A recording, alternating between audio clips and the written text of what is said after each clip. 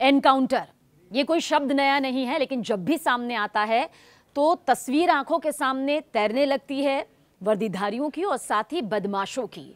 यानी कि दोनों आमने सामने हैं, या तो बदमाश भागने की कोशिश कर रहा है या फिर वर्दीधारियों पर, कानून पर हमला कर रहा है, जिसके जवाब में या तो वो जख्मी हो जाता है या फिर उसे अपनी जान उस हालात के हिसाब से गंवानी ही पड़ती है।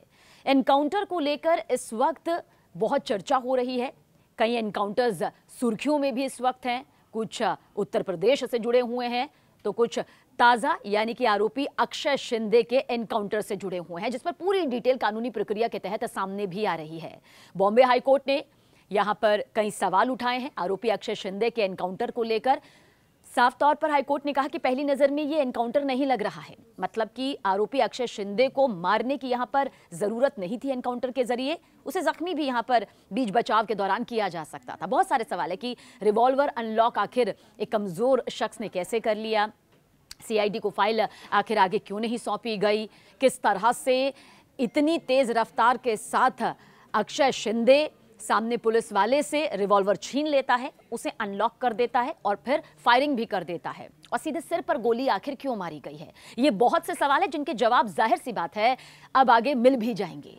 लेकिन एनकाउंटर को लेकर ऐसे बहुत से सवाल हमारे पास आए कि ये होता क्या है, क्या वाकई एनकाउंटर को लेकर कुछ नियम है, क्या इसकी भी संविधान में किसी तरह की कोई व्याख्या है, एनकाउंटर को लेकर क्यों आखिर वर्दी पर सवाल उठाए जाते हैं, या फिर जो हालात है उसे लेकर एक जानकारी यहां पर आगे कानूनी प्रक्रिया के तहत देनी होती है।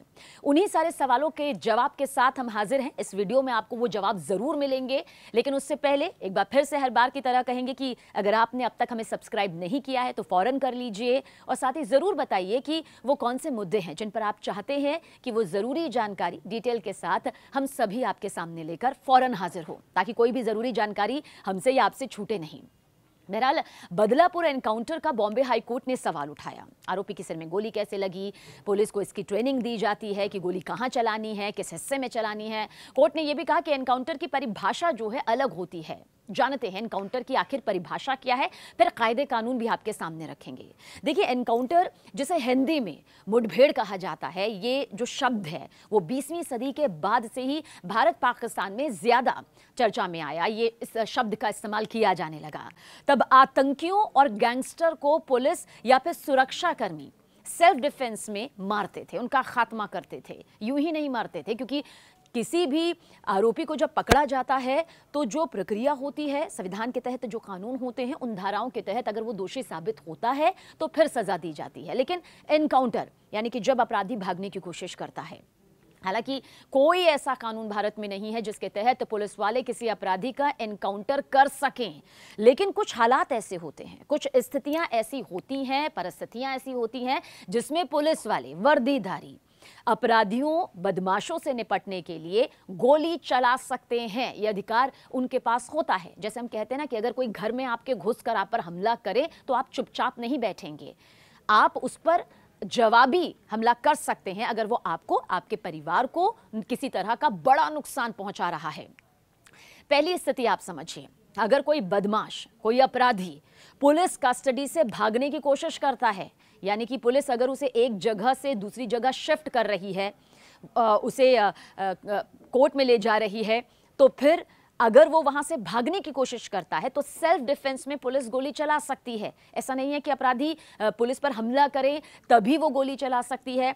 अगर पुलिस को ये लगता है कि अगर उस वक्त सेल्फ डिफेंस में गोली नहीं चलाई गई और ये कुख्यात बदमाश जो है भाग सकता है, बाद में ये भविष्य में और लोगों के लिए बहुत बड़ा खतरा साबित हो सकता है, तो पुलिस ऐसी स्थिति में गोली चला सकती है। लेकिन उससे पहले पुलिस उसे चेतावनी देगी, ये यहां पर नियम है।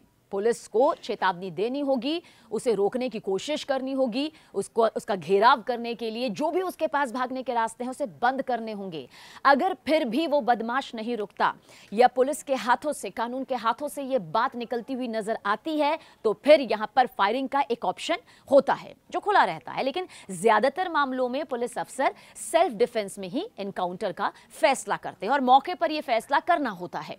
देखिए, एनकाउंटर की स्थिति में पुलिस सबसे पहले, जैसा कि हमने आपको बताया, कि अपराधी को चेतावनी देती है, लेकिन ऐसा नहीं है कि सीधा फायरिंग कर देगी। एक नियम यह भी कहता है कि हवाई फायरिंग करती है, यानी कि अपराधी को, बदमाश के अंदर यह खौफ पैदा करना होता है कि अभी हमने हवाई फायरिंग की है, लेकिन अगर हवाई फायर से भी बदमाश खौफ नहीं खाता, वो अपने कदम भागने से, फरार होने से नहीं रोकता, तो फिर उसे भागने से रोकने के लिए उसे कानून के शिकंजे से, कानून के जंजीरों में दोबारा से जकड़ने के लिए उसके पैर में गोली मारी जा सकती है। यानी कि सीधे सिर पर या फिर किसी भी ऐसे हिस्से पर गोली नहीं मारी जाएगी जिससे अपराधी की या बदमाश की, आरोपी की जान चली जाए। सबसे पहले निशाना पैरों को बनाया जाता है। तब भी अगर स्थिति कंट्रोल में नहीं आती है तो पुलिस शरीर के दूसरे हिस्सों पर भी फायरिंग कर सकती है। यानी हो सकता है कि गिरफ्त से जो अपराधी है वो इतनी दूर हो कि पैर पर निशाना लगाना इतना मुमकिन ना हो।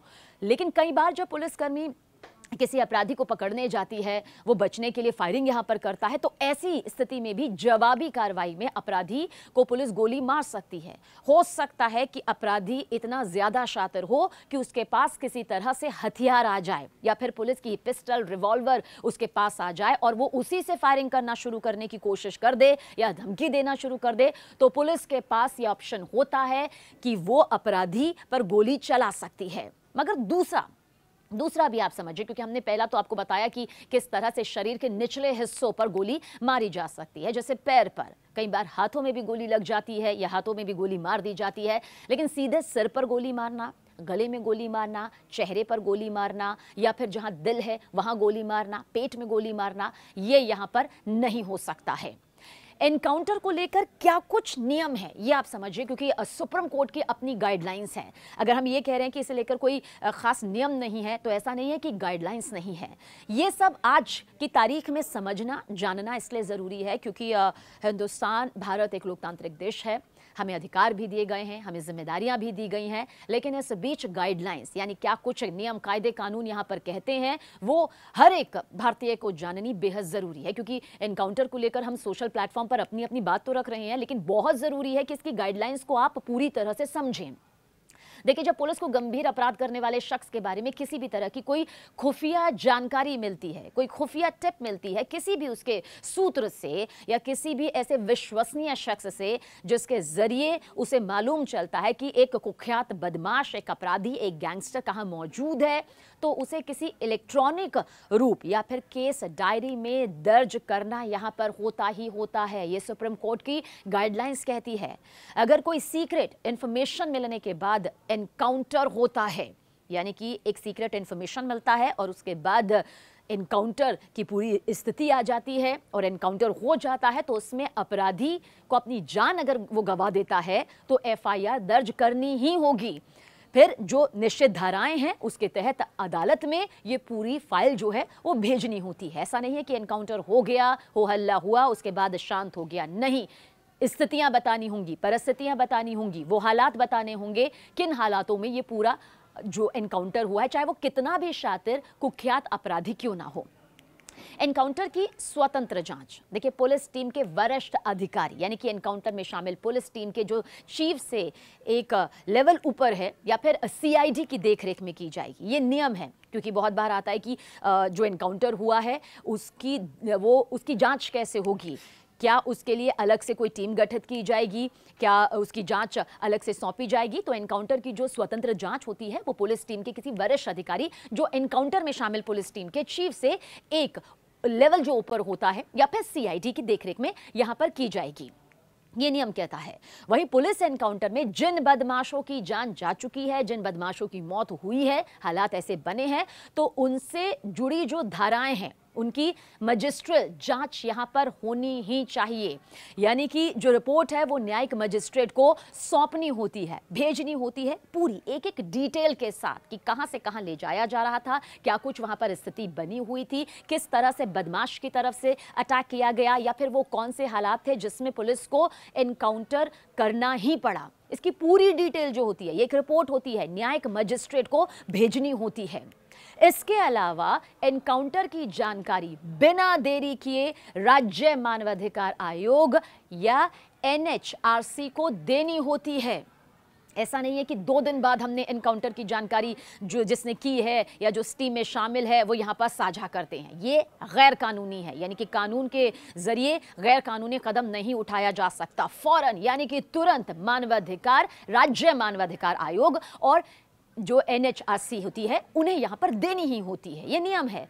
अगर एनकाउंटर में कोई अपराधी जख्मी हो जाता है, यानी कि उसके पैर में गोली लग जाती है या फिर हाथ में गोली लग जाती है, तुरंत उसको इलाज देना ही होता है। ऐसा नहीं है कि उसको पहले कोर्ट ले जाया जाएगा या पहले शिफ्ट किया जाएगा। सबसे पहले उसका अस्पताल में इलाज किया जाएगा, मौके पर इलाज किया जाएगा और फिर अस्पताल में भर्ती किया जाएगा। साथ ही मेडिकल अफसर या मजिस्ट्रेट के सामने उसका बयान दर्ज यहाँ पर होना ही चाहिए। इसके अलावा फिटनेस सर्टिफिकेट भी यहाँ पर आरोपी का, अपराधी का देना होता है। जब घटना की पूरी जांच हो जाए, मान लीजिए पूरी घटना की यहाँ पर जांच हो चुकी है, तो उसकी जो रिपोर्ट होती है वो भी यहाँ पर कोर्ट को भेजनी होती है। ऐसा नहीं है कि अपराधी जो है उसका इलाज हो गया, वो पूरी तरह से ठीक हो गया और फिर उसको कोर्ट में दोबारा से पेशी के लिए ले जाया गया। क्या हुआ था, किस तरह से गोली चली थी, कौन से अस्पताल में उसका इलाज हुआ था, क्या कुछ उसका पूरा मेडिकल फिटनेस है, ये सब, इसकी भी रिपोर्ट कोर्ट को भेजनी ही होती है। देखिए, एनकाउंटर के बाद अपराधी या फिर पीड़ित के करीबी किसी भी रिश्तेदार को उसकी खबर देनी होती है। ऐसा बिल्कुल नहीं हो सकता कि उस बात की खबर, चाहे वो कितना भी गंभीर अपराधी क्यों ना हो, चाहे कितनी भी संगीन धाराएं उस पर क्यों ना लगी हो, अगर उसके परिवार से जुड़ा कोई भी सदस्य है तो उसके एनकाउंटर, उसके जख्मी होने की खबर उसके परिवार वालों को तय वक्त में देनी ही होती है। NHRC ने दरअसल केंद्र शासित प्रदेशों और राज्यों के लिए पुलिस एनकाउंटर को लेकर कुछ दिशा निर्देश यहाँ पर जारी किए हैं। अगर किसी थाने में प्रभारी को एनकाउंटर के मौत के बारे में जानकारी मिलती है तो उसे रजिस्टर में दर्ज करना होता है। जो जानकारी यहाँ पर मिलती है उसे सस्पेक्ट करने के लिए काफ़ी माना जाना चाहिए। इसके अलावा जो हालात है उसमें फ़ौरन कदम उठाने होंगे ताकि मालूम चल सके कि पूरा क्राइम हुआ तो कैसे हुआ। और साथ ही साथ ये भी आप ध्यान से सुनिएगा, अगर एनकाउंटर करने वाले एक ही थाने के पुलिस वाले हों तो जाँच कोई दूसरी एजेंसी यानी कि CID को करनी चाहिए। ये यहाँ पर तय किया गया है। ऐसा नहीं है कि एनकाउंटर जिस टीम के हाथों हुआ है उसके बाद वही टीम जो है वो जांच में शामिल होगी, नहीं, कोई दूसरी जांच एजेंसी जैसे CID, यहाँ पर उसे ये पूरी जिम्मेदारी सौंपी जानी चाहिए ताकि किसी भी तरह से जो पारदर्शिता है, सच्चाई जो है वो छिपने ना पाए, चाहे वो पुलिस के पक्ष में हो या फिर उसके खिलाफ हो। आपराधिक संहिता यानी कि CRPC की धारा 46 क्या कहती है, बहुत जल्द ये भी आप समझिए। अगर कोई अपराधी खुद को गिरफ्तार होने से बचने की कोशिश करता है या पुलिस की गिरफ्त से भागने की कोशिश करता है या पुलिस पर हमला करता है तो ऐसे हालात में पुलिस उस अपराधी पर जवाबी हमला कर सकती है। और अगर उस जवाबी हमले पर अपराधी जख्मी हो जाता है या उसकी जान चली जाती है और अगर ये मान्य हो जाता है, ये सच्चाई सामने आ जाती है, तो जो भी उस टीम में शामिल है उस पर किसी भी तरह से कोई केस नहीं चलेगा। लेकिन अगर वो फेक एनकाउंटर है तो फिर ऐसे में जो भी उस टीम में शामिल रहा है उन्हें उसकी कानूनी प्रक्रिया के तहत कीमत चुकानी होती है। बहरहाल ये सब बताने का मकसद यही है क्योंकि कई एनकाउंटर देश के कई राज्यों में सवालों में इस वक्त मौजूद है, जिनमें से अगर हाल ही में देखा जाए तो कुछ यूपी से जुड़े मामले हैं और ताज़ा मामला अक्षय शिंदे को लेकर है, जहां उनका परिवार सीधे तौर पर यही कहता नजर आ रहा है कि फेक एनकाउंटर है। हालांकि अक्षय शिंदे पर बहुत ही गंभीर और संगीन आरोप बच्चियों के यौन शोषण का लगा, जिसे लेकर ये मांग की जा रही थी कि दोषी साबित होने पर जल्द से जल्द फांसी की सजा दी जानी चाहिए। एक तरफ सियासत जोरों पर है तो दूसरी तरफ कानूनी तौर पर एनकाउंटर सवालों के घेरे में है।